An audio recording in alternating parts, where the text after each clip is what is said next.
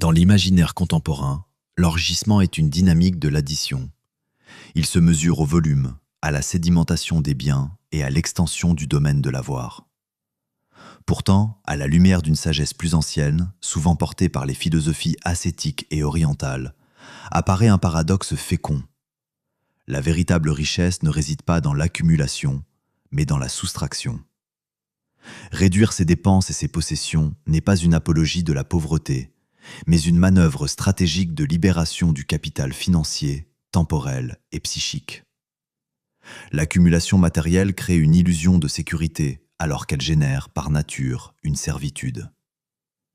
Chaque objet possédé est une promesse de maintenance. Il faut le stocker, le protéger, le réparer et éventuellement le remplacer.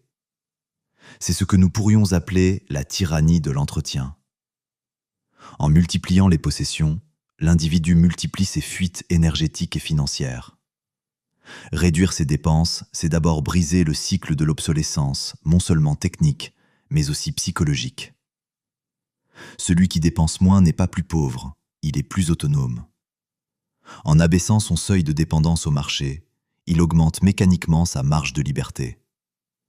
La richesse, dès lors, ne se définit plus par le solde du compte bancaire, mais par le ratio entre ses besoins et ses ressources.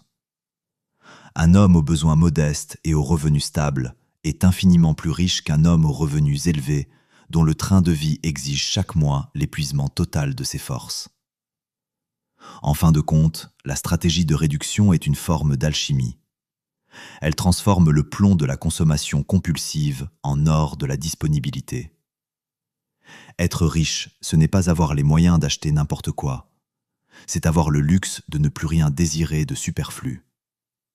C'est ici que l'économie rejoint la métaphysique. En vidant nos mains, nous devenons enfin capables de saisir l'essentiel. La véritable richesse ne réside pas dans l'accumulation de biens, mais dans l'espace que l'on crée pour laisser respirer son existence. La seule arme efficace contre l'insatisfaction constante est la gratitude consciente. Au lieu de regarder ce que le catalogue vous propose, regardez ce qui fonctionne déjà chez vous. C'est en décidant que vous avez assez que vous devenez instantanément riche. L'insatisfaction ne s'arrête pas quand on possède ce que l'on désire, mais quand on cesse de désirer ce dont on n'a pas besoin.